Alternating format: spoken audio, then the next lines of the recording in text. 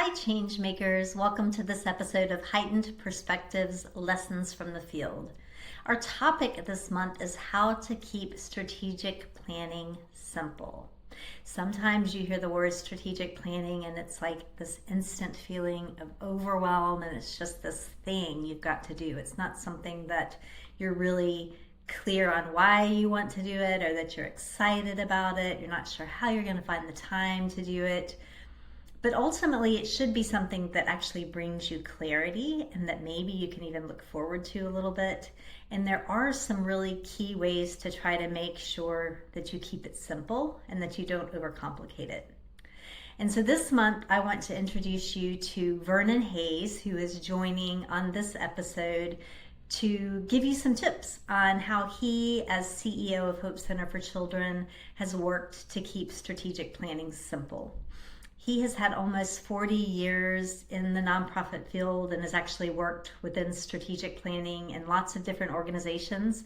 I've had the opportunity to serve alongside Vernon as a colleague in a lot of different ways, including at Hope Center for Children. And I've always been impressed with his ability to really engage a staff team and the board, and his way to not overcomplicate things. And so take a few minutes and just hear some of his tips. I hope you find them helpful as you embark on strategic planning with your organization. This month's article also gives you some tips. So here is Vernon Hayes with his lessons from the field. Strategic planning is simply a roadmap to get you where you want to go. Like any trip, it is important not only to know where you are going, but also the best way to get there. And even before planning how to get there, it's important to know if you still need to be there. Is it like it's still a relevant place to be?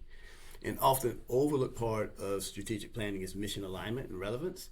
A good strategic planning process contemplates whether or not the mission is still relevant, along with the community's perceptions of that relevance. In other words, is this what the community believes that it needs, and would the community agree with what you're currently doing? The easiest way to know the answer is to survey your stakeholders. Most likely, this simple action will reinforce that what you're doing is really still important, and the activities and services that you are providing are still relevant to your community.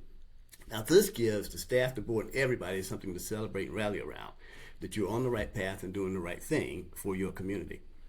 That same survey of the community also gives us the opportunity to adjust if needed. There may be things that evolve from the community survey that maybe speak to a new community need or some unknown perception of the community. These survey results are important as we begin the process of thinking through how to meet the community's need in the near future. It also gives staff and board something to rally around, because now you can answer that question, how do we address these findings in our strategic planning process to make sure we're serving our community in the right way? With these findings, along with the knowledge of the board and the staff, you can set the destination. Knowing the destination, knowing where you're going, opens the door to establishing a map to get you there. Like planning any trip, using what you already know and the path you are already on will help make the journey much less overwhelming. Don't overcomplicate the task along the way. Using what you know and the things you're already doing to strategically position your organization will make it so much less overwhelming for everybody, and gives a feeling of familiarity that the staff and the board can again rally around, and it will help them absorb any new things you need to incorporate that come up in your strategic plan. So my two simple tips for strategic planning is know that the destination or mission is still relevant and that it is needed in the community, and find the easiest path to get there using the tools and strengths that you already have. Once you have that plan, keep it in front of you. Just like that GPS map in your car, it will lead you where you want to go. And if you find yourself drifting off, it will guide you right back.